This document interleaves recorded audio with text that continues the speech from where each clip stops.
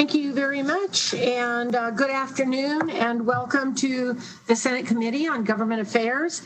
Thanks to everybody joining us online today. We appreciate your participation. Members, please remember to mute your microphone when not speaking. Will the Secretary please call the roll? Vice Chair Orenshaw. Here. Senator Goicoechea. Here. Senator Neal. Here. Senator Hansen. Here. Chair Dondero Loop. Here. Thank you very much. We will move forward. In respect of time, I will not belabor the virtual public engagement rules. I think you all know them by now. I will remind you that we have two bills to present and a work session, and we also have a floor session looming. So we will move quickly through everything so that we can get it all done and have everybody participate. Today we'll be hearing the two bills, Senate Bill 109 and Senate Bill 311, and holding a work session on Senate Bill 12. I'm going to open the hearing on Senate Bill 311 first. We're going to go slightly out of order because one of our presenters is busy in another committee presenting a bill, and this is the time of year that this happens. So I will open the hearing on Senate Bill 311. This measure revises provisions relating to rural housing, and I welcome Senator Ratty. Thank you very much, and other bill presenters. Please go ahead when you're ready. Thank you, Chair. My name is Julia Ratty, and I represent Senate District 13. I am going to give the committee the gift of hearing very little from me today, and instead turn it over to the subject matter experts. What I will say is, by way of introduction, we've been doing a lot of work on affordable housing, and the solutions that work in our urban areas, Washoe County and Clark County, often don't work in our rural areas. I don't think I'm saying anything that's too controversial if I say that the market forces in Ely are very different than the market forces in, say, Las Vegas. So the Rural Housing Authority is here today with an innovative idea about how they could help to stabilize and provide more housing options in rural communities. I'm going to turn it over to them to share what they're thinking.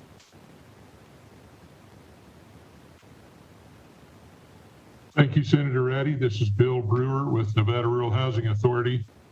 We appreciate your sponsoring SB 311, and thank you to Chair Senator Dondero Loop and the Senate Government Affairs Committee for giving us the opportunity to hold this hearing today.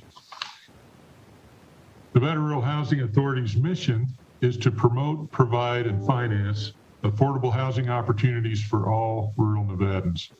SB 311 gives us another tool in our toolbox to help us fulfill our mission. In essence, SB 311 will allow NRHA to develop, own, participate in, and manage housing at market rents. It does not alter the NRHA mission. It enhances our ability to meet the ancillary needs of rural Nevadans we serve. NRHA aims to address the housing ecosystem through innovating and operating programs that serve low to moderate income households, special populations such as veterans, senior citizens, and the disabled, and delivering affordable homeownership opportunities. We want to be able to build unsubsidized housing so we can continue to subsidize our mission. A few specifics on SB 311, Section 1. This legislation will only affect the operations of NRHA. It doesn't affect any other housing authority or state agency or the budget. Section 2 brings the definition of affordable housing into alignment with the definitions promulgated in the last legislative session to mean housing that is affordable to Tier 1, Tier 2, or Tier 3 households. Sections 3 and 4 indicated that a business entity, or the definition of a business entity, is revised to include a for-profit corporation. NRHA would be enabled to construct or operate housing for profit.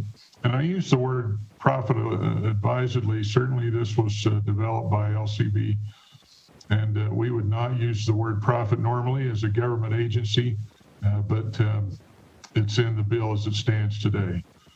Section 10 would allow NRHA to form a business entity for the purpose of operating and managing housing projects.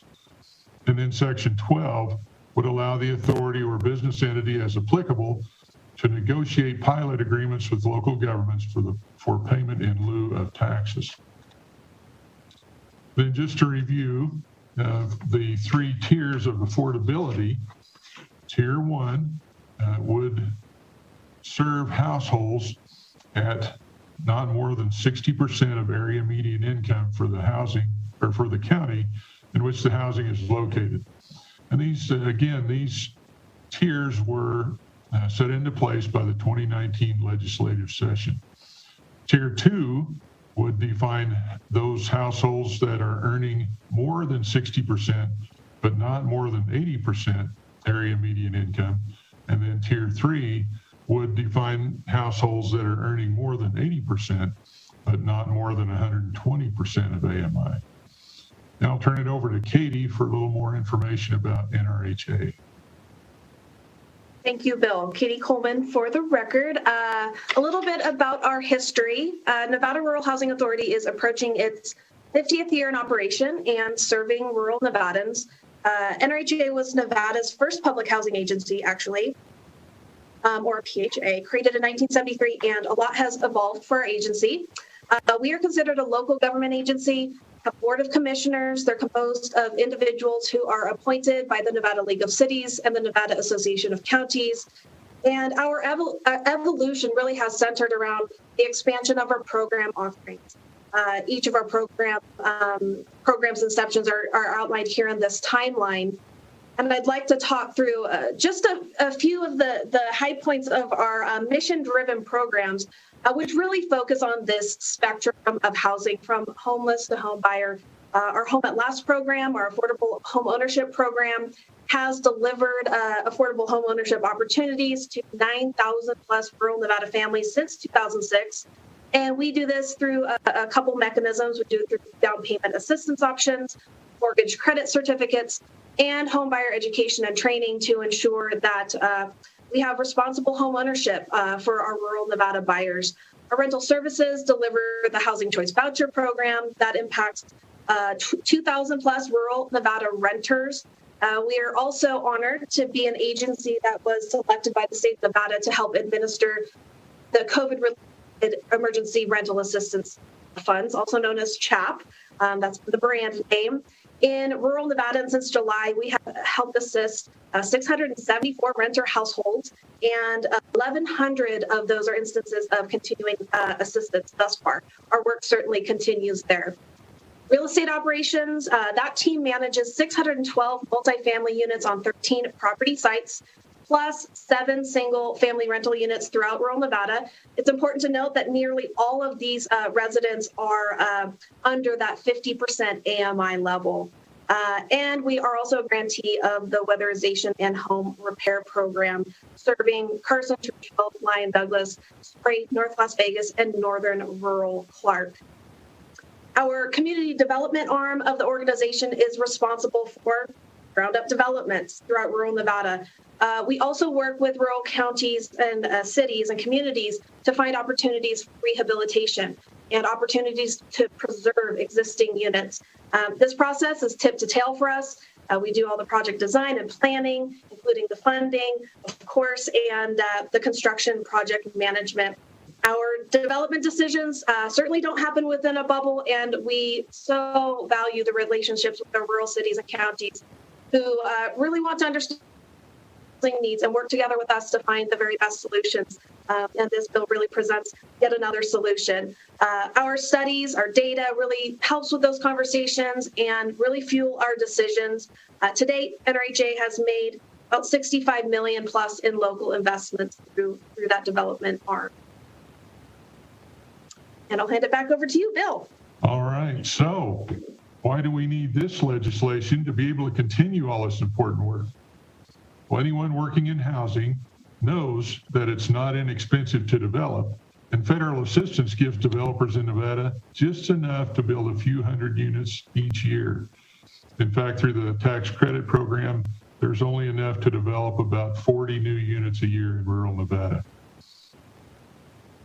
Every project, we must be creative in how these projects pencil so that we can ensure we always build quality housing for those that we serve.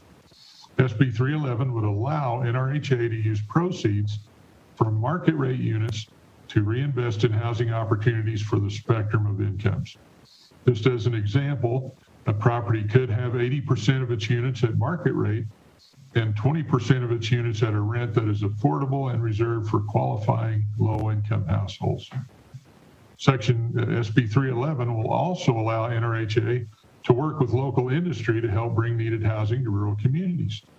Again, as an example, NRHA could work with new mines to develop housing for incoming employee households who might otherwise drive lower income households out of the market.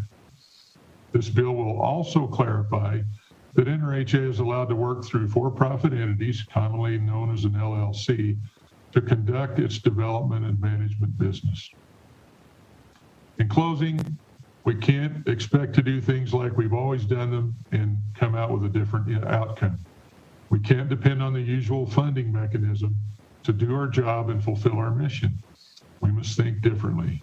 And if COVID has taught us one thing, it's taught us to think outside the box. SB 311 will allow us to do just that. Thank you. We'll be glad to answer any questions the committee might have. Thank you very much. Committee members, questions, please. Senator Neal, did I see your hand go up? Yes, please go ahead. Yeah. Thank you, Madam Chair. So I guess what I'm still stuck on, I'm just going to ask you a question from Section 10. So the local government pooled long-term investment account, the way I understand it, it allows you to withdraw interest, right? And so, and I don't know if this is a good question or not, but I'm trying to understand in a for-profit scenario, how does that work? Number one, because my understanding, the structure of it is it's built around a government entity. So can you talk me through how that works in this for-profit scenario? So in a for-profit scenario, and of course that's we're not proposing to take all of our activities into a for-profit scenario, but in a for-profit scenario, we would not be using any government funding in that kind of a development. Our anticipation is that we would only use regular market type funding sources and partnerships with other industries in the area to build the housing. Okay. So thank you, Madam Chair. And that leads me to my second question for that payment in lieu of taxes. So for payment in lieu of taxes, you issue bonds and notes, and then they're exempt from taxation. So this will apply in the for-profit scenario? The way the bill is written, yes, it would. That would allow us to negotiate with the local government for that pilot agreement. Doesn't authorize that automatically. So what's the real life effect of that? Because I guess what I'm still stuck on the for-profit part, and I think that's why I'm having a hard time, is I know we're being creative here, but can you give me a scenario for payment in lieu of taxes where it's a for-profit and there's this partnership that's being created, and how this works where then, let's say and I don't know how this works, if you have a private developer that then is a part of this, and because you're a government entity, public, they can then access the payment in lieu of taxes and not have taxes on the property that is being built? How does it work? Well, of course, the negotiate is kind of the key word there. What we would anticipate is negotiating a payment in lieu of taxes on the units that serve the lower income. I'm sorry, this is Bill Brewer for the record, for the lower income households. So to use the example we used in the presentation, if 80% of the units were for market rents, 20% were serving lower income households, we would only ask for the income or the tax break for those lower income units. Does that make sense? It does. And then my final question, Madam Chair, will they be allowed to do a form of repossession of the property? So in a normal situation, you build housing, you have, is there a repossession that comes into play here where, the house can be foreclosed upon, et cetera? Yes, in fact, our legislation already allows for that. If for some reason we don't pay our bills, the housing can be foreclosed on. Yeah, I remember the bill from 2011. I just wanted to bring it back up into this hearing because I think it was Assemblyman Livermore's bill, although he's no longer with us. All right, thanks, Madam Chair. You're welcome. If I could just add Yes, go one ahead. thing, Mr. Brewer's doing a wonderful job of explaining it, but I do want to make sure, I know not everybody has spent a lot of time with the nuances of how subsidized housing gets built with low-income housing tax credits. And so you may recall from the Housing Preservation Bill that when we build projects with low-income housing tax credits, they are often built by for-profit developers. Sometimes it's nonprofits, sometimes it's for-profits. So those for-profit developers already have the permission to do exactly what Mr. Brewer and his team want to do. And actually, we had our first project that was like that. It was called a 70-30 project at the Summit Sierra area of Reno, where 80% of the units were market rate and 20% of the units were subsidized with low-income housing tax credits. So while that for-profit developer could do that now, a rural housing authority could not do that, because they would not be allowed to build the market rate units, if you will. And of course, those market rate units help to subsidize and buy down the level of subsidy that you can give to the affordable units.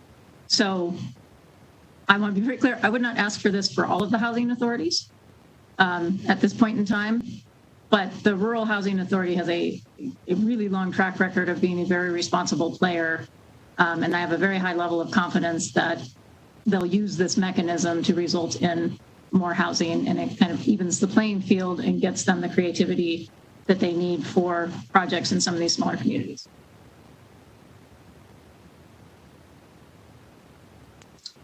Senator Gocochea, please go ahead. Thank you, Madam Chair, and I'll try and be brief. I just need to confirm, first and foremost, it sounds to me like it's a public-private co-op. You're going to partner with again, the private sector to build these units. And there is no truly really required commitment from the local government. However, it'll facilitate the project and help it move forward. If in fact there is, on the low income units, they do receive a tax break. Just want to make sure I'm on the right page here. Thank you, Senator Gocochea. Bill Brewer, for the record, you're exactly right. There's no requirement in the bill for local government to abate the taxes or anything like that. It's a negotiated agreement. It's a carrot, Senator Ratty, for the record, it's a carrot, not a stick. Just to follow up, if I may, quickly. I know we've had some units out in the rurals, and they're somewhat different. Winnemucca had one. Of course, Eureka entered into one as well, and ultimately they did work to some degree on and/or the big project on the east side of Winnemucca. Now that was built by the mines as mine housing. That really wasn't Nevada Rural Housing. That's correct, and you'll recall, Senator, anybody who lives in the rurals, I think, is well aware of requirements for mines coming in to open up a new mining area. In their environmental impact statement, they have to address housing. And mines are really good at mining, but they're not very good at housing. And this gives us a chance to work with them to provide housing for their miners so that we're not pushing other people out of the more affordable housing in town. Do you foresee this, and if I may, Madam Chair, Bill, and this will be my last question, then, Bill, you foresee Nevada Rural Housing partnering, say, with the mining company that's coming in, developing a number of these, setting them as tier 1, 2, or 3, and moving forward that lower end. You could then go to, let's say, Humboldt County, ask for a tax relief, or the city of Winnemucca on those lower end that were truly deemed to be, affordable housing, and then the rest of the units that were actually filled by mine employees would help pay some of that freight. Bill Brewer, for the record, yes, you're exactly right, Senator. That's how we view this. Thank you, Madam Chair. You're welcome. Additional questions?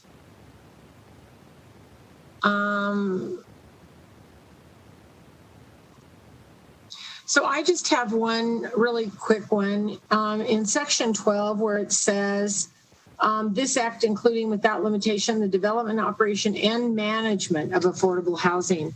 Can you tell me management, the development and operation, but is management like overseeing the building, or is management overseeing the homes after they get built? Would have to do with multifamily housing, not single family housing. So as we build a multifamily property, we would also anticipate providing the site management for that, collecting the rents, taking care of the maintenance, all of those kinds of things.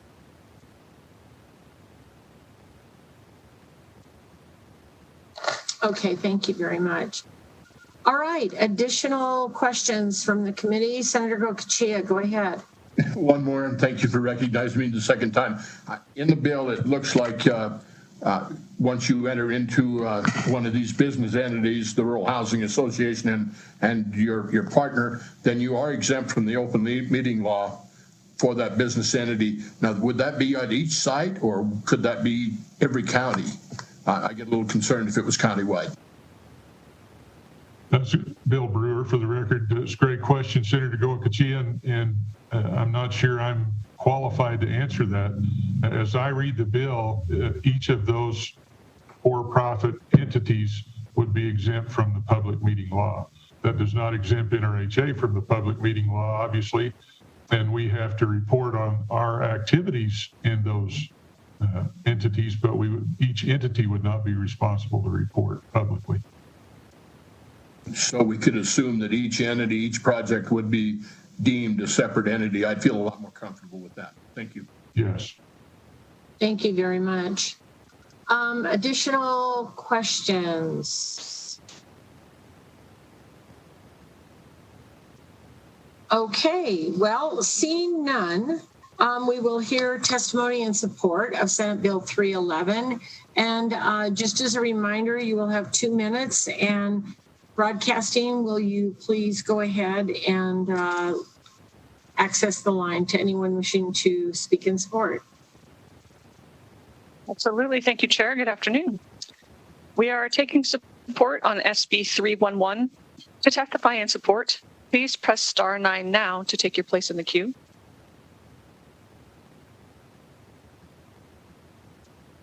Caller with the last 3 digits of 899, please slowly spell and state your name for the record. You have 2 minutes and may begin.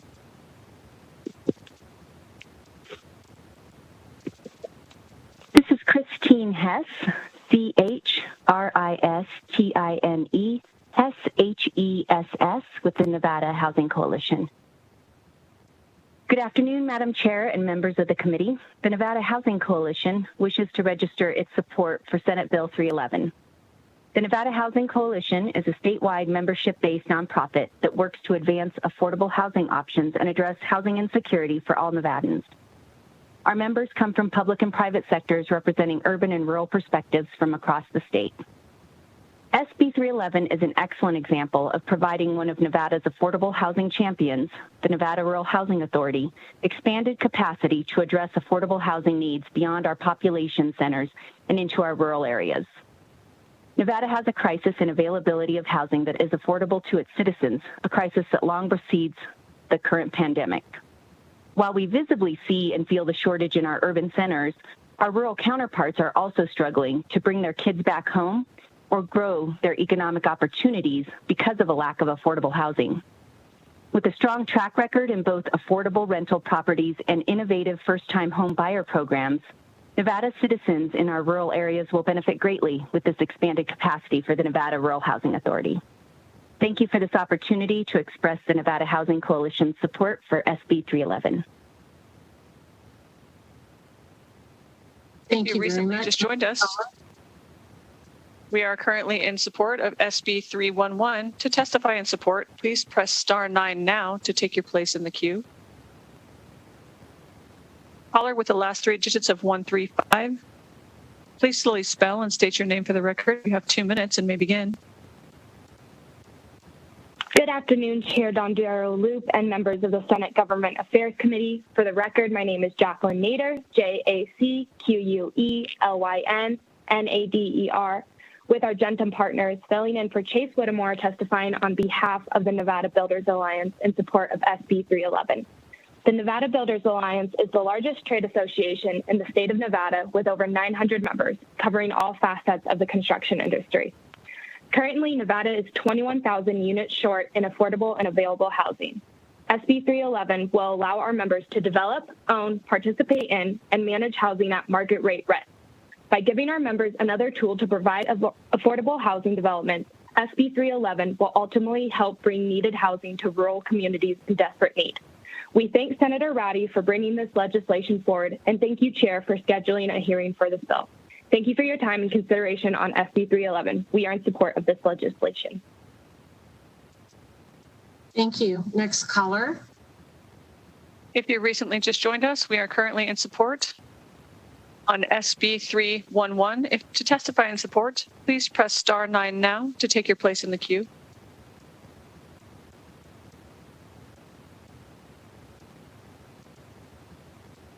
Chair, you have no more callers in support at this time. Thank you very much. We'll go to opposition.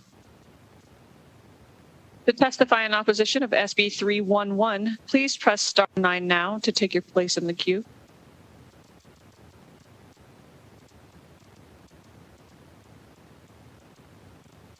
Again, to testify in opposition of SB 311, please press *9 now to take your place in the queue.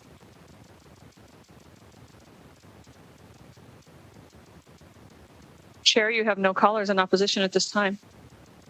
Thank you very much. We'll go to neutral. To testify neutral on SB 311, please press *9 now to take your place in the queue.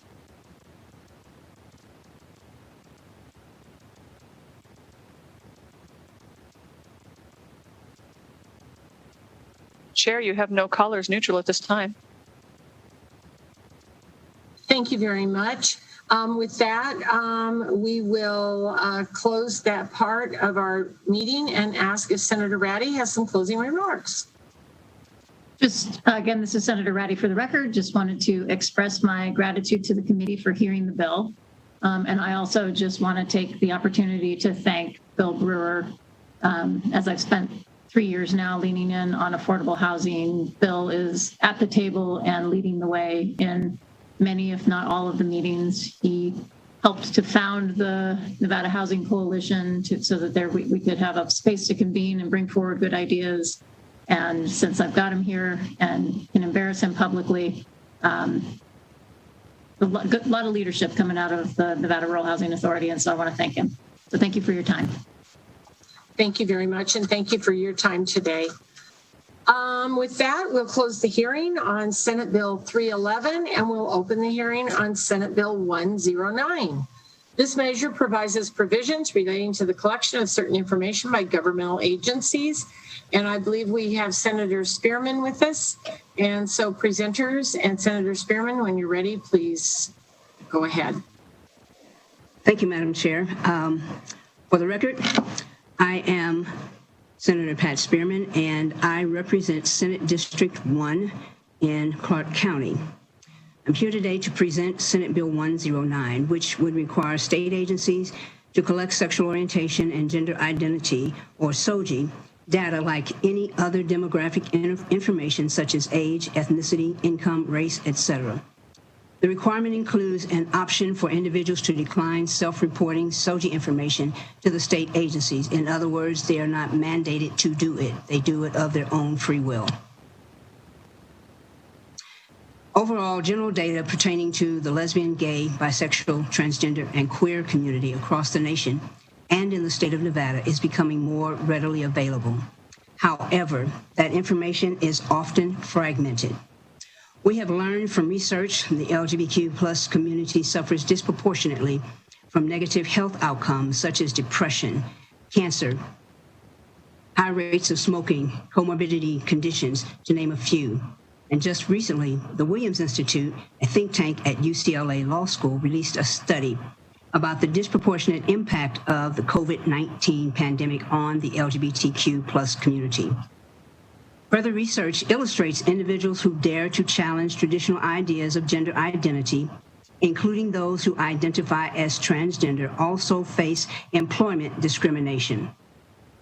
In Nevada, specific data that references the well-being of the LGBTQ+ community and strategies for scaling up interventions to address growing needs is not currently available. A bit ironic, this is LGBTQ Health Week. And so what I'm hoping will happen with the introduction and ultimately passing of Senate Bill 109 is that we will change that trajectory. By collecting SOGI data, we can better know the number of LGBTQ+ Nevadans in the state, the outcomes of social determinants of health, and how the institutions that Nevadans expressing diverse sex and or gender identities turn to help or who are available to support them into providing services and information. Madam Chair and committee members, without this data, we cannot make realistic policy decisions. We can't do that if we don't know the number. The best we can do will be to guesstimate, but that's not good enough.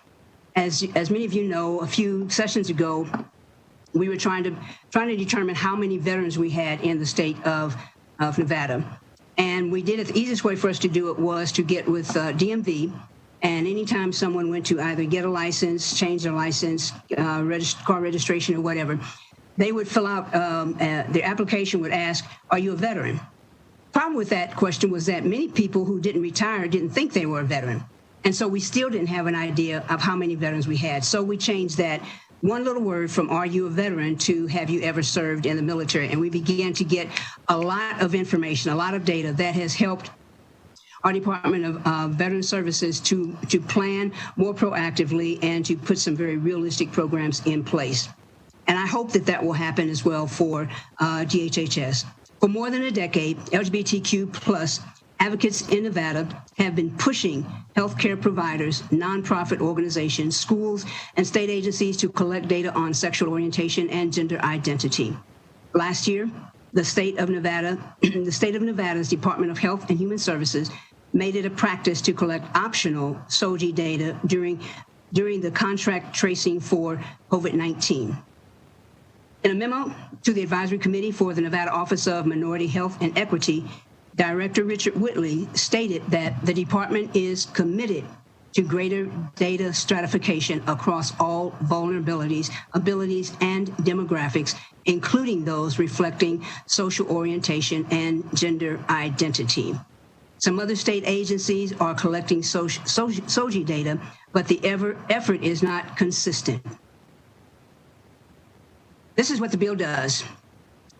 The most crucial components of Senate Bill 109 are found in Section 2 and Section 4. Section 2 of the bill defines governmental agency as any state local government office. Section 4 requires governmental agencies to collect SOGI data, maintain confidential records of the information, and use the data for certain authorized purposes. These purposes are limited to demographic analysis, coordination of care, improvement of care and services, conducting research, fulfilling reporting requirements for federal and state law, or information policy for funding decisions. Section 4 also requires governmental agencies to submit an annual report with a summary of information to the Director of the Legislative Counsel Bureau on or before December 31st. It is important to note that individuals still have the option of self-reporting. In other words, you don't have to give that information if you are uncomfortable. Some of you may remember Senate Concurrent Resolution 1 from the 32nd Special Session. which urged active public health and other agencies' efforts to dismantle systemic racism that was magnified by COVID-19 pandemic. I might add that when you look at the LGBTQ plus community and you look at BIPOC communities, there are several intersecting persons that live in both of those areas. And so this data is also important to make sure that we have a good policy outcome for COVID-19. We've got to make sure that our health and social disparities and experiences by Nevadans who identify as sex or gender diverse have a good experience with not just healthcare, but every agency in the state. After all, these are the same people in the state that pay taxes one way or another, either property or if you buy, even if you go into the store and buy soda, you're paying taxes. Collection of demographic data is how data is made meaningful, and given the immense underreported and under-acknowledged and misunderstood suffering and needs of the sex and or gender diverse population, many have expressed favor with this proposed amendment, with this proposed bill. The bill may have a fiscal impact, and I understand that they have worked to get that down to a more reasonable number. And Madam Chair, I know that this is a policy committee and not a money committee. So when I make this statement, I'm aware that this committee can't do anything about the fiscal note. But I just want to put on the record that I know that the state is receiving a lot of assistance now from the federal government. And it seems to me if DHHS is collecting the information in one area of their department, that they might be able to share how they're doing that and what the results are of that. And we might even be able to look to the state for some of the funding that's coming down for COVID-19. After all, we're talking about demographics who have been disproportionately represented negatively in the COVID-19 pandemic. Madam Chair, this concludes my presentation, and thank you for the opportunity to submit Senate Bill 109. I would like to turn some time over to Mr. Andre Wade, the State Director for Silver State Equality, to discuss the importance of this bill, and Keith Conran, the Director of the Williams Institute, or Christy Mallory, the Legal Director at the Williams Institute, to discuss the need for the bill and to answer any questions related to the technical aspects of the bill. Thank you, Madam Chair. Thank you, Senator. Appreciate the information. And Mr. Wade, welcome. And please go ahead when you're ready. Thank you, Senator Spearman, and thank you, Chair Dundar-Aloop and Chair Orenshaw and members of the committee. As stated, my name is Andre Wade, and I am State Director for Silver State Equality. We are a statewide LGBTQ civil rights organization, and we are in support of Senate Bill 109. Overall, as Senator Spearman mentioned, there is a lack of data about those who identify as LGBTQ in Nevada. Therefore, it is difficult to determine the number of Nevadans who identify as LGBTQ+, their health and well-being outcomes, and what interventions are successful to address social determinants of health. Moreover, because we don't know the number of LGBTQ+ Nevadans, we are unable to scale interventions appropriately and effectively. Often the reason for the lack of data is simply because the questions aren't being asked, and in some cases, the information is not being reported out. SOGI data, as we refer to it, is important because we know that when someone identifies as LGBTQ+, they have different social determinants of health and particular risk factors that are different than others. Even someone's actual and perceived treatment and care when accessing services plays an unfortunate role. On almost any measurement of positive outcomes, those who identify as LGBTQ+ are at the bottom of those measurements. On almost any measurement of negative outcomes, those who identify as LGBTQ+ are at the top of the measurement. And if you factor in race, then many individuals experience compounding negative health outcomes. Because we don't collect SOGI data, we are unable to address these health disparities we've come to estimate based upon national studies.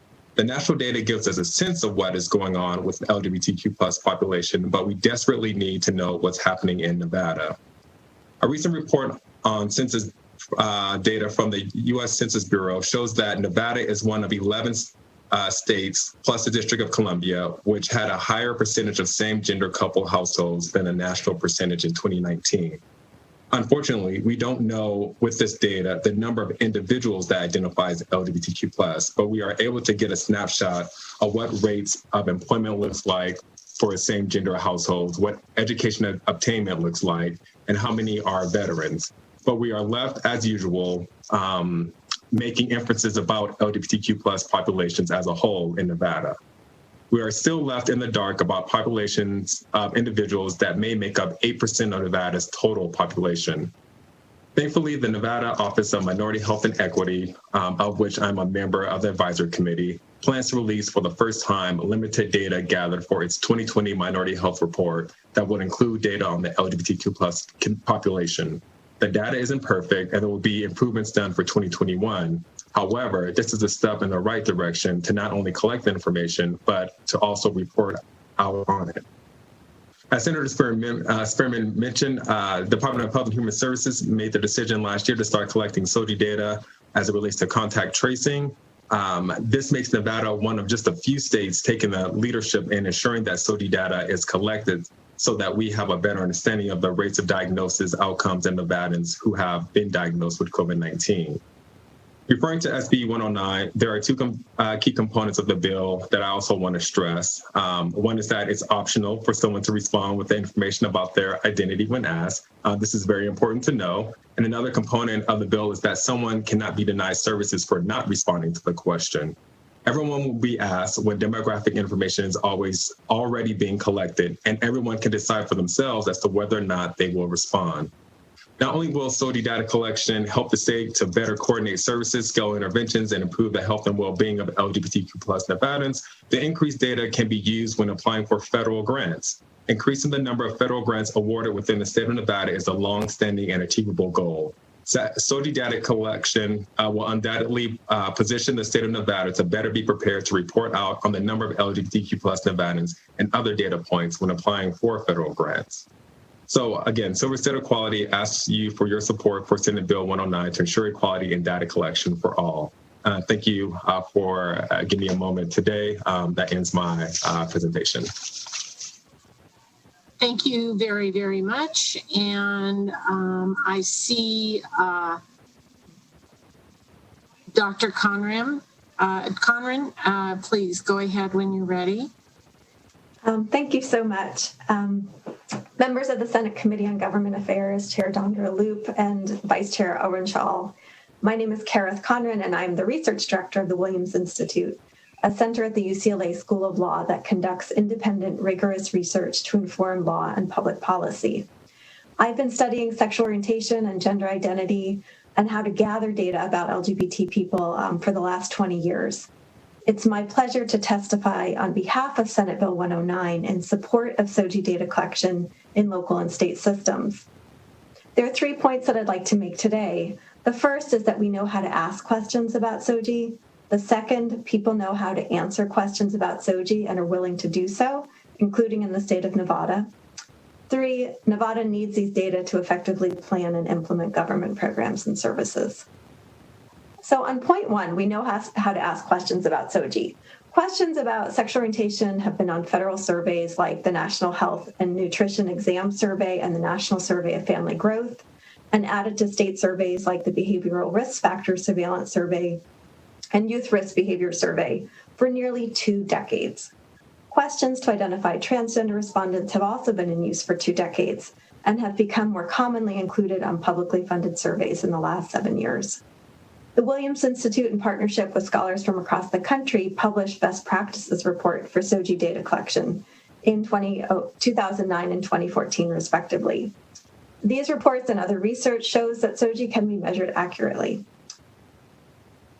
Nevada youth and adults that know how to answer SOGI questions, and they're willing to do so. In 2019, almost 15% of Nevada youth self-identified as LGBT on the state Youth Risk Behavior Survey. 15%.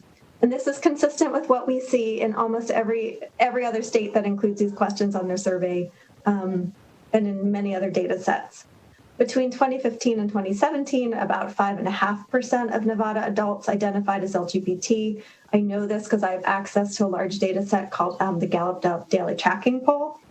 At this point, that percentage has probably increased because we have definitely seen an increase of a couple percentage points over time in the U.S. as a whole and in several states. Here in the state of Nevada, SOGI questions were included on your state behavioral risk factors surveillance survey, which is your big public health survey about adult risk behavior between 2014 and 2017. Over 500 LGBT adults self-identified on those surveys across those years. And I'll tell you a little bit about some of what we found when we requested those data from the Centers for Disease Control, which archives all of the state behavioral risk factor surveillance survey data, which I hope show why it's so important for the state to be collecting these data on your own, particularly getting that SOGI module back on your state behavioral risk factor surveillance survey so that you can do these reports yourselves and report out to the public, even if you have to aggregate data over a few years. In my experience analyzing federal and state data sets, more people will tell you about SOGI than they'll tell you about their income, and they're definitely more willing to tell you about their gender identity than the number of sexual partners that they've had. So people are willing to answer questions about SOGI. And I also love the option of allowing people to decline to provide a response. I would expect that in the beginning, when questions are put on forms and surveys, you might see a little bit of reticence. But over time, we find that people are more comfortable being asked, they're more comfortable disclosing, and you'll see the LGBT percentage rise over time. So don't worry if things require a little bit of time to standardize and to get folks comfortable. That will change with time. On my point that Nevada needs these data, analyses that we conducted of Gallup data show that LGBT people in the state are incredibly diverse. As Senator Spearman alluded, more than half of LGBT adults in Nevada are people of color, including about a third who are Latino and nearly 1 in 5 who are multiracial. More than 1 in 5 LGBT adults in the state of Nevada over the age of 25 are raising children. When we looked at your state behavioral risk factor surveillance survey data, we found that 23% of LGBT adults in your state are living in poverty, and this is before the COVID-19 pandemic. Before the pandemic, 2 in 5 transgender adults and 1 in 3 LGBT people of color in the state of Nevada were living in poverty. Recent work that we conducted and others show that economic vulnerabilities experienced by LGBT people, especially LGBT people of color, have been exacerbated by the pandemic. So data that we looked at in 2020 for the US as a whole show that LGBT adults were more likely to be laid off or furloughed from their jobs, to report problems affording basic household goods, and to have difficulty paying their rent or mortgage than their non-LGBT counterparts. For LGBT people of color, that was 1 in 4 who reported increased difficulty paying for household goods, housing in the few weeks before the surveys, and at levels 2 to 3 times higher than what was observed among non-LGBT white people. A majority, 63% of LGBT people of color, were very concerned about their ability to pay their bills as compared to 42% of LGBT white and about a third of non-LGBT white people. Now more than ever, data about sexual orientation and gender identity are needed to monitor the health and well-being of LGBT people and to ensure that services and programs are available to residents and are being used by them. Thank you so much for this opportunity to testify, and I would be happy to answer any questions that you might have. Thank you so very much for your time today. Committee, does anyone have any questions? Senator Neal, please go ahead. Thank you, Madam Chair. So I have a question on Section 4, because it says that a government agency shall collect or should collect information related to the person's race or ethnicity. And it seems like the way that reads, the assumption is that they're already collecting the information on someone's race or ethnicity. And I need you to clarify Section 4 for me, because I haven't seen race necessarily collected in all of the forms that you have, all of the agencies that put in fiscal notes. Not because this is super broad. This is not just employees. This is not just applications. It's a little bit more than that. So can you explain Section 4?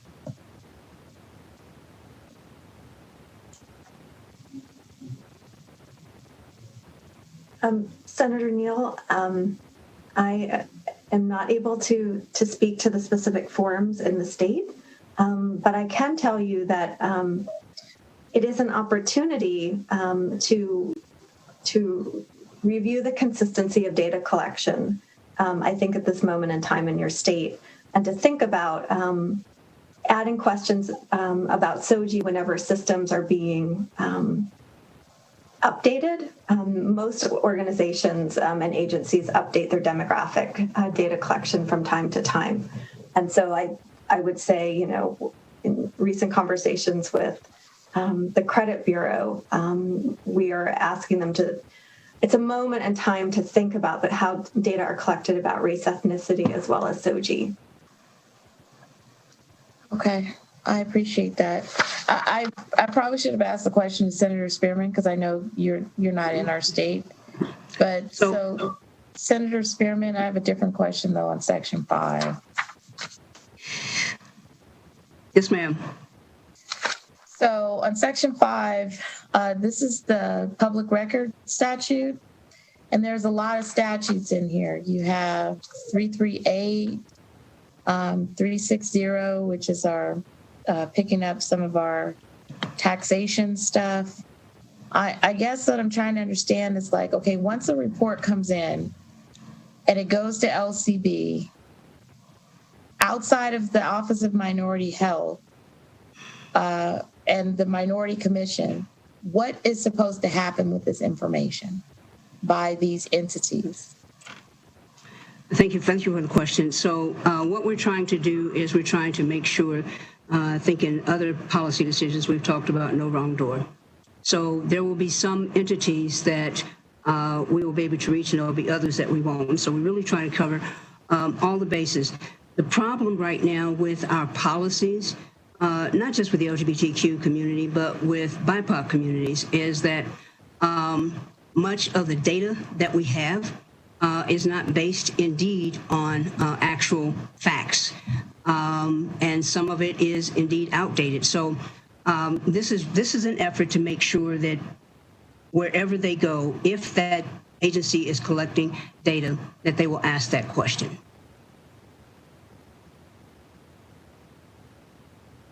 Okay. I mean, apparently we're walking into a new dimension. Okay. I mean, I guess I'm feeling like, you know, all of the battles I had over trying to get demographic information from 2011 to 2013, it would effectively kill my bills, right? Anytime I mentioned race, anytime I asked about race, anytime I tried to talk about discrimination, the bills were effectively muted and killed. And so if you get this out, I'm going to give you an award. Thank you, Senator Neal. I know that in the past it has been difficult to broach these subjects, but I've kept in mind the fact that during Special Session 32, everyone in this building, everyone, bipartisan, bicameral, said yes to Senate Concurrent Resolution 1. And my thing really is, were we just going to talk about it? It's just pretty words that we put out there and we can say, oh yeah, we voted on this? Or are we really going to attack the racist and sexism and homophobia that exists, not just in Nevada, but in the country? And I know we can't fix everything in the United States, but I think there's some things that we can certainly fix here in Nevada. I've said before that, you know, whenever I bring up things that I know are happening to non-majority communities that you're always accused of, well, you're playing the race card. I'm playing the hand that was dealt to me, and the race card was in it. And so that's where I am with this. And this is information that we don't have now, and we need this information. And I'll tell you what, I'm willing to work with you on other legislation to get those demographics included in there, because I think that if we try to paint every demographic with the same brush that we do the majority, we will fall far short of anything that looks like excellence. So I'm willing to work with you. And if you have a problem with Section 5, come on, let's talk. And if I need to put an amendment in, I'm more than glad to do so.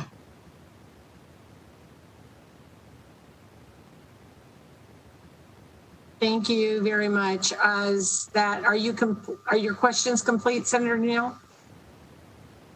I won't go further into this one. Okay. All righty. Any additional questions from the committee? Senator Hansen, please. Thanks. Just one quick one. When you go to the Legislative Commission, it does say without limitation.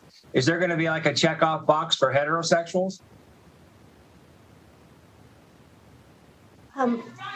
Sir, it's a standard response option in questions of sexual orientation to list straight/heterosexual, usually as the first response option, since most folks will pick that. Okay, well, I was just wondering. I didn't see it on the list, so I'm kind of wondering if that's included in all the categories. So let me respond to that. That's a real good question, Senator Hansen. And I hear that question too when we say we want to include data regarding BIPOC communities. What we're trying to solve here are policy decisions and implementation that affect a group of people that we have no idea how many, where they are, or whatever. And so many of the policy decisions by default are based upon white, heterosexual, patriarchal norms by default. And so it's kind of like saying, going to an ice cream store and they say we have vanilla ice cream. Okay, that's a given. So is it wrong for me to ask the question, can I get butter pecan? No, because they have vanilla. I already know that. So let me find out what else is happening here. So these are the kinds of questions that we must ask, because our world has changed and Nevada has changed, and we have more people of color, more people of diverse cultures in there. And again, it's not a matter of excluding, but these are some of the demographics that we honestly do not know about, because most of the questions that are asked, even when you start talking about standardized testing, all of it is based upon white, patriarchal, straight, heterosexual norms. And so we have to ask these questions specifically so we can get those specific answers. And I hope that answers your question. Well, it does, but you have a statement, you keep saying bi-co. I think you're saying bi-color. Is that what that comes out as? In other words, black and brown? No, it's BIPOC. It's BIPOC, and that is the standard. BIPOC, I'm getting ready to explain it to you. Pump your brakes. That is the standard acronym that is used to refer to people who are of non-white ancestry, and it's Black, Indigenous, and people of color. And so that acronym is used far and wide, not only in academia, but it is also used with legislative policy. It's used in medical terms. I mean, it's just loose. So it's not BIPO, it's BIPOC, Black, Indigenous people. Does it include Asians? That's what I was wondering. Asians, yeah, they're people of color. Well, white's of color too, but I mean, you're trying to define a specific group of colors. Well, I'm not going to belabor the point, but when you start talking about white, that's a political construct. So be that as it may, we're talking about BIPOC. And I won't split hairs now, because, as I said before, we're trying to get information from a demographic that we don't have. We already have information for people that are in your demographic: white, male, heterosexual, and part of the patriarchal norm. What we don't have is a lot of information on the demographics for BIPOC, and certainly not for LGBTQ plus persons. And so I won't belabor the point. I know you don't want to be here all night, Chair Dondero-Loop. And we can talk about this offline too, Senator Hansen. Senator Spearman, you and I are going to have to talk some more. So thank you very much. Thank you, Chair Dondero-Loop. Thank you. Thank you very much, and thank you for your questions. Additional questions from the committee. Senator Spearman, I believe I received an amendment to your bill. Am I correct? And are you going to go over that with us, or? Yes, ma'am, I can. I think I have too many windows open on my computer. Let me find it again. Okay, thank you. And once you do that, then we can move on to your support, opposition, neutral.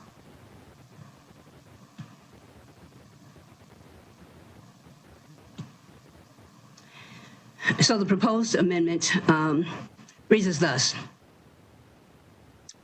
1, to provide for a delayed effective date for agencies that do not currently have the funding and resources to begin implementing the collecting of information related to sexual orientation and gender identity data.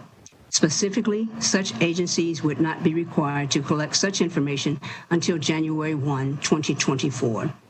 Require each agency that has not implemented the collection of SOGI data on or before January 1, 2022 to submit progress reports to the legislature, which indicates the reasons that the agency has not implemented the collection, and also talk about the steps that are being taken. I said 2022, 2024.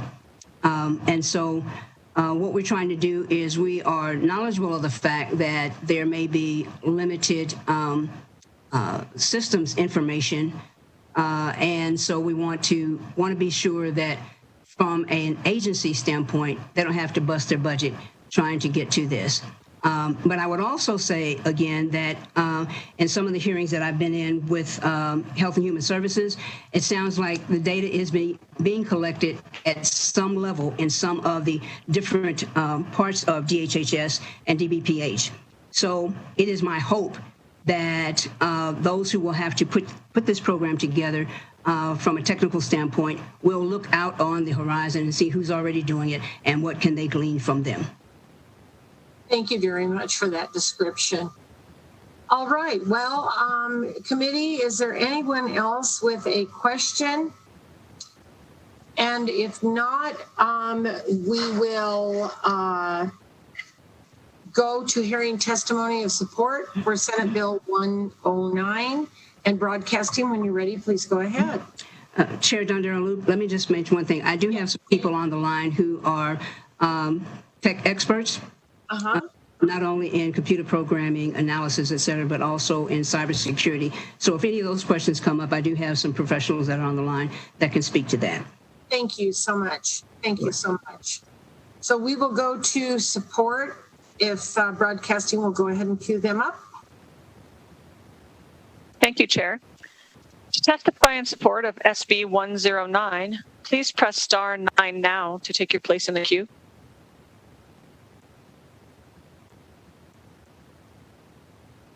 Caller with the last 3 digits of 509, please slowly spell and state your name for the record. You have 2 minutes and may begin.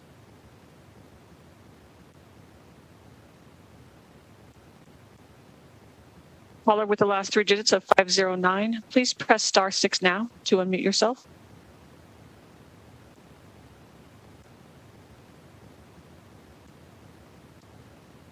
Moving to the next caller.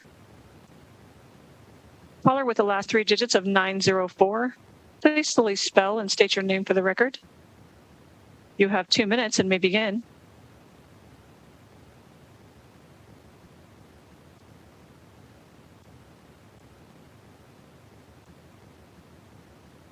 Caller with the last 3 digits of 904, thank you. Please begin.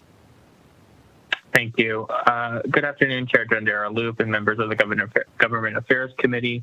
My name is Alex Camberos, and I'm a bisexual Mexican-American man in a same-gender relationship.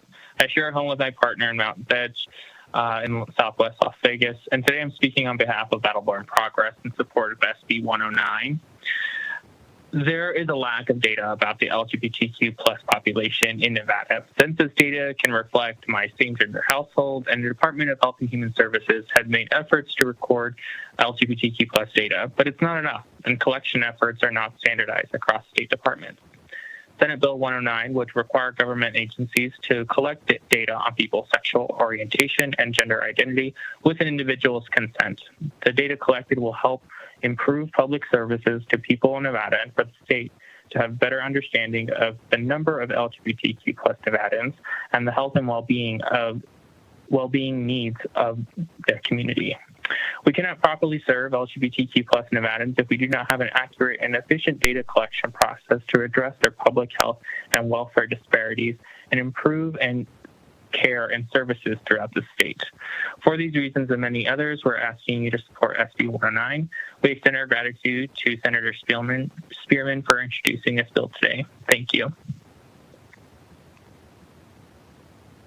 Thank you. Caller with the last three digits of 265. Please slowly spell and state your name for the record.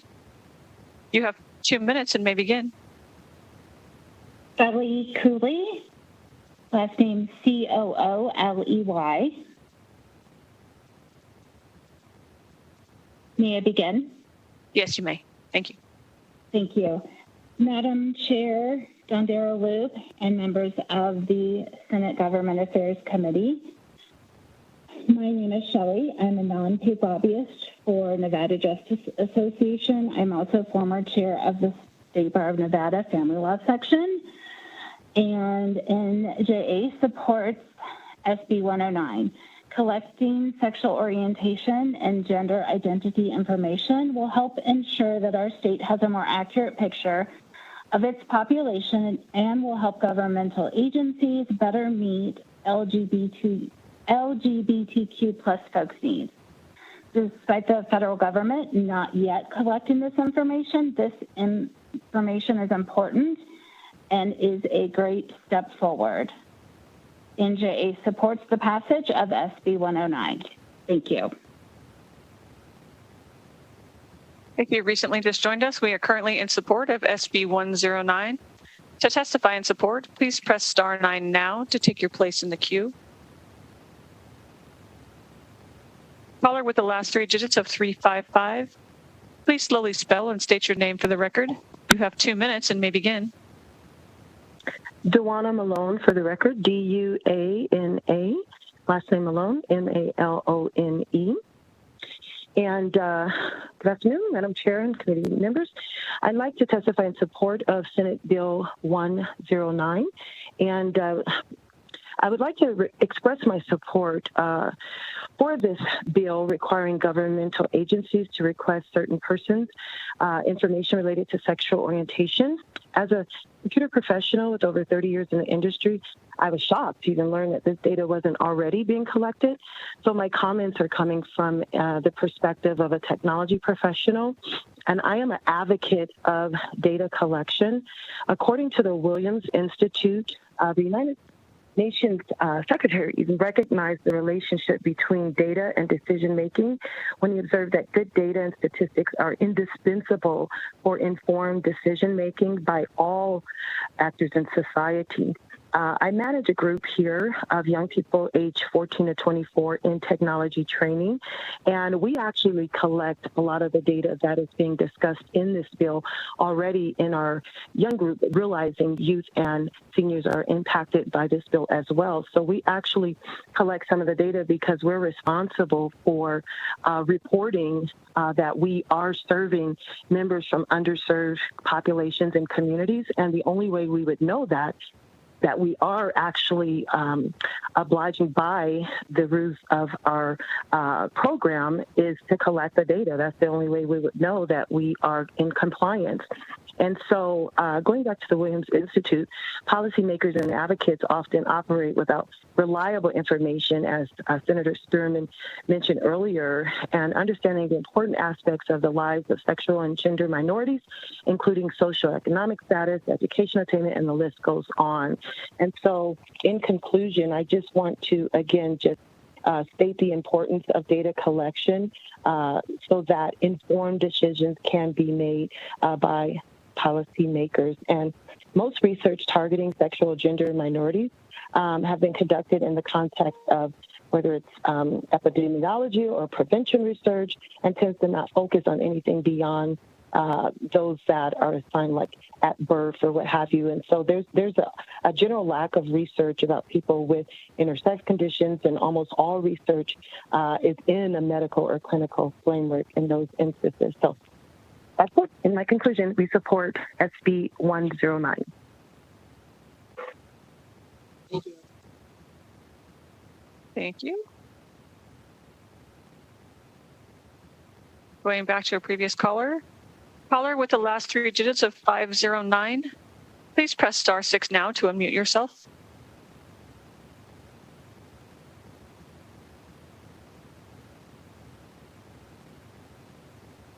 Chair, you have no more callers left in support at this time.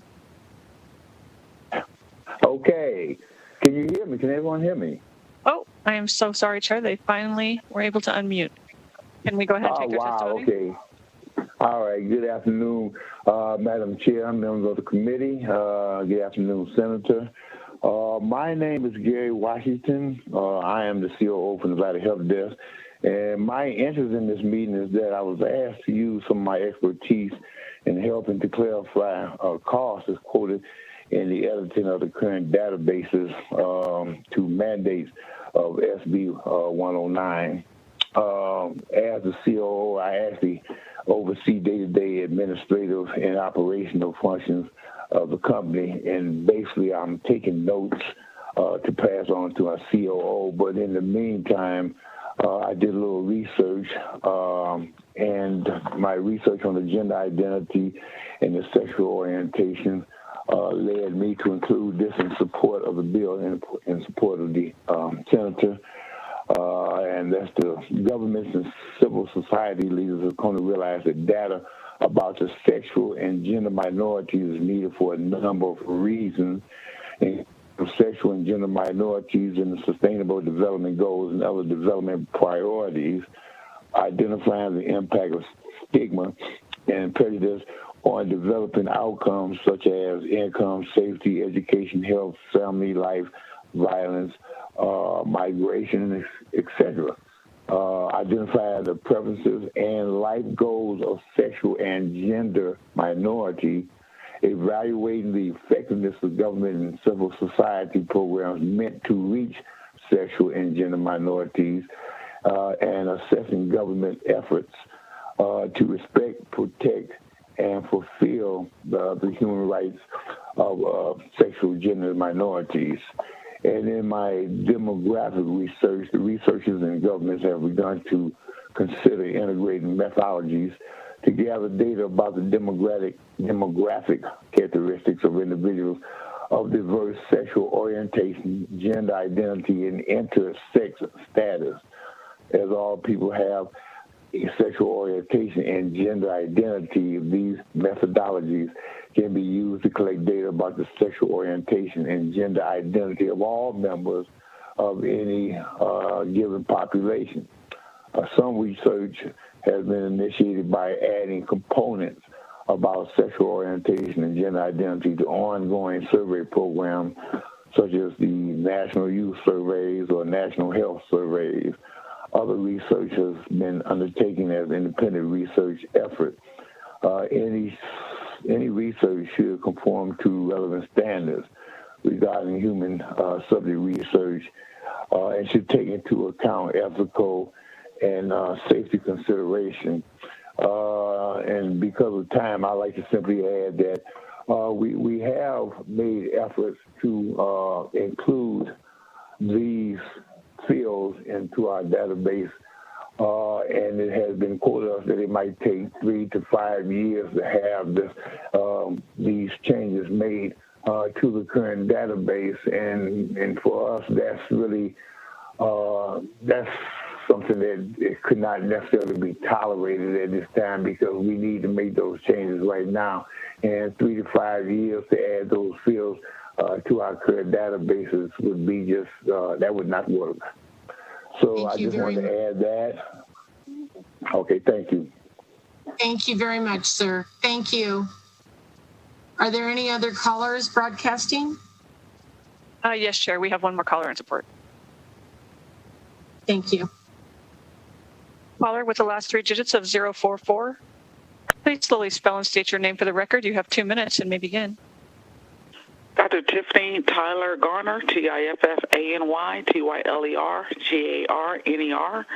I'm calling on behalf of the Children's Advocacy Alliance in support of this legislation, particularly from our commitment to ensuring data-driven policymaking and resource allocation.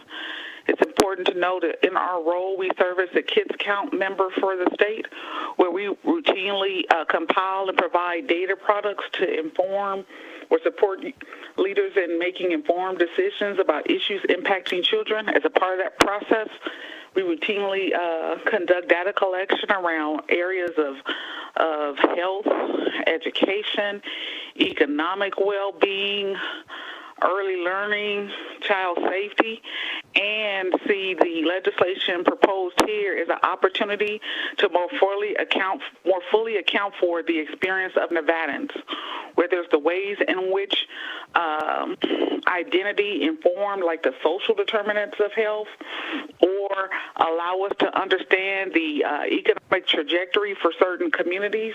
We would find this information helpful and believe you would too, particularly as we strive to craft policy that not only wholly accounts for the experiences of all Nevadans, but allows us to identify things like disparities or inequities that could be targeted so that we can fully become the state that we hope to be in every community as a part of the process. So I want to say ditto to what previous speakers have noted, particularly Ms. Malone, as it relates to expectation or duty to more fully account for the experiences of Nevadans, and also want to affirm that we have seen great value in being able to not only talk about the experiences of Nevadans from a more general way, where maybe we're looking at averages, but there is significant benefit to being able to unpack these issues from several lenses as we not only craft policy, but look at resource allocation, service delivery, and a number of other issues that are tied to representation in our state. Thank you. Thank you very much, Dr. Tyler. Additional comments and support? Chair, you have no more callers in support at this time. Thank you. Can we move to opposition, please? Absolutely. Thank you, Chair. To testify in opposition of SB 109, please press star 9 now to take your place in the queue.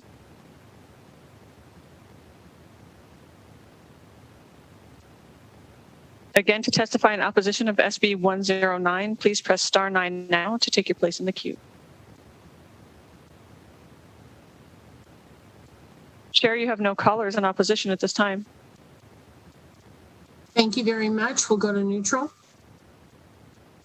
To testify neutral on SB 109, please press star 9 now to take your place in the queue. Caller with the last 3 digits of 500, please slowly spell and state your name for the record. You have 2 minutes and may begin.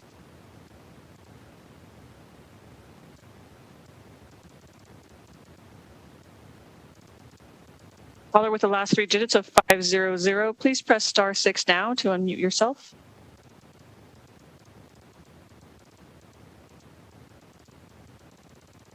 Moving to the next caller. Caller with the last 3 digits of 101. Oh, excuse me. Please hold. Caller with the last 3 digits of 500. Please slowly spell and state your name for the record. You may begin. Hi, for the record, my name is Steve Fisher, S-T-E-V-E, last name Fisher, F-I-S-H-E-R, and I serve as the administrator for the Division of Welfare and Supportive Services. Madam Chair, members of the committee, I want to thank Senator Spearman for bringing this legislation forward. I know this is not a fiscal committee. However, I also want to thank her for bringing the amendment forward. With this particular amendment, it will provide our agency with the additional time necessary for our internal staff to be able to make these modifications and changes to our electronic systems, and therefore we will be able to remove the fiscal note. And so with that, Madam Chair, that's my comments, and thank you very much. Thank you. Next caller, please. Caller with last 3 digits of 101. Please slowly spell and state your name for the record. You have 2 minutes and may begin. Hi, this is Lisa Sherrick, L-I-S-A-S-H-E-R-Y-C-H. I'm the administrator for the Division of Public and Behavioral Health. I'd first like to thank the Senator as well for her amendment language today.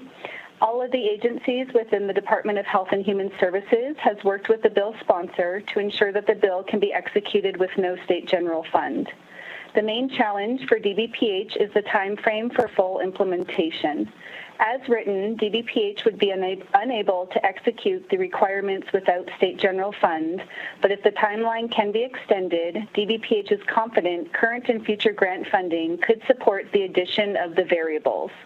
DBPH does see value in the addition of these sexual orientation and gender identity, or SOGI, variables, as they can identify disparity that could better direct resources and intervention.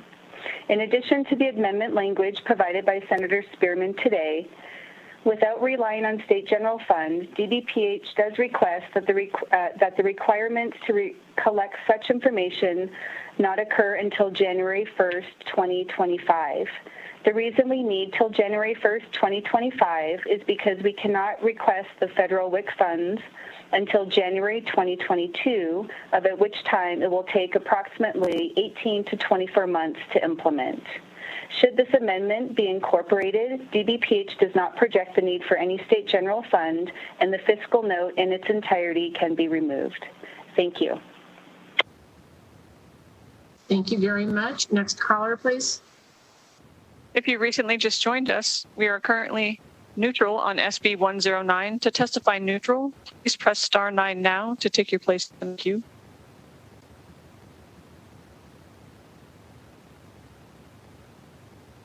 Chair, you have no callers neutral at this time. Thank you very much. With that, I will close that part of the hearing, and I will, unless you have any final thoughts, Senator Spearman. Just real quick, I just want to reemphasize again, not having this data and making policy is like being invited to a potluck dinner and bringing barbecue ribs, and it's for vegetarians and vegans. You don't know, and when you get there, whatever you have is irrelevant. So thank you all for considering this, and I will be willing to work with DBPH on what the timeline should look like. And I'll also bring some other folks to the table who have done this before with very similar systems, and see how we can help them to get it done. Thank you so much, Senator Spearman, for those closing words.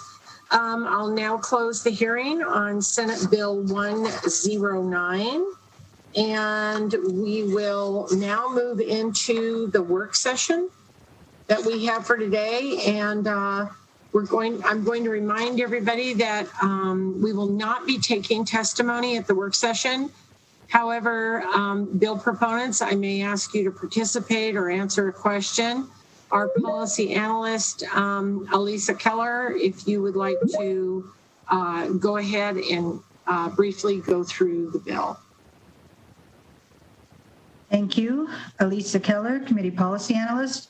The work session document for Senate Bill 12 is available on Nellis. And Senate Bill 12 is sponsored on behalf of the Advisory Committee on Housing and was heard by this committee on March 8th and March 24th. Senate Bill 12 requires the owner of any housing that has been financed by the federal low-income housing tax credit or other money subject to affordability restrictions to provide certain written notice prior to terminating an affordability restriction. Amendments were proposed to the bill by Senator Ratty at the hearing and subsequent to the hearing, and the conceptual mock-up included in the work session document includes all proposed amendments to the bill. And also, I would like to note that these are the same amendments reviewed and discussed by the committee at its last meeting on Wednesday, March 24th. Thank you. Thank you very much, Ms. Keller. We did hear this in work session, and we rolled it so that we could have some questions answered. Committee, does anybody have any questions on this? And if not, I'll take a motion. Move amended, do pass, Chair. Thank you very much, Vice Chair Orenshaw. A second? Second. Thank you, Senator Neal. I appreciate that. And discussion on the motion? If not, will the Secretary please call the roll, a roll call vote? Vice Chair Orenshaw, Yes. Senator Goycochea, Yes. Senator Neal, Yes. Senator Hansen, Senator Neal is a yes. I'm a yes. Chair Dondero Loop,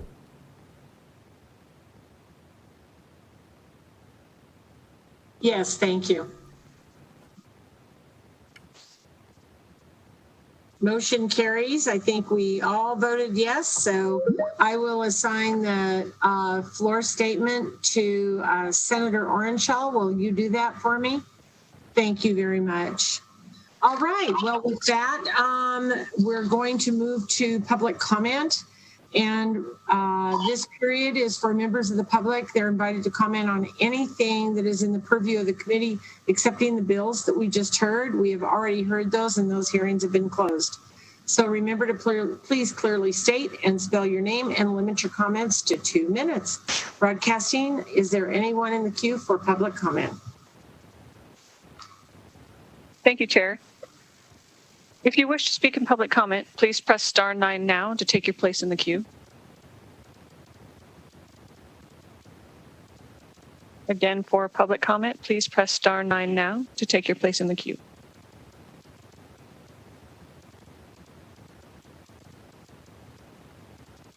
If you recently just joined us, we are currently in public comment. Please press star 9 now to take your place in the queue.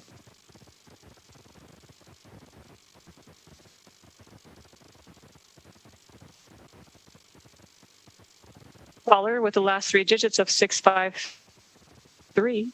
Please slowly spell and state your name for the record. You have 2 minutes and may begin. Good afternoon, Chairwoman Dondera Loop and members of the committee. This is Dora Martinez. I absolutely apologize. I was trying to memorize the ID calling in number because I wanted to call in support of a SB 109. May I please proceed? Yes, please go ahead. Thank you so much. Dora Martinez, DORA-MARTINEZ. I'm here representing the Nevada Disability Peer Action Coalition. We are a group of people with different disability, and we are in favor or in support of SB 109. We see that people as people, and we think that this is an awesome bill, and thank you so much. Thank you very much for your testimony. We're in public comment period. Please go ahead, broadcasting. Chair, you currently have no callers for public comment at this time. All right. Hearing no more public comment today, that concludes our meeting. Our next meeting will be on Monday, March 29th at 3:30. And the meeting is adjourned, and thank you all for your time.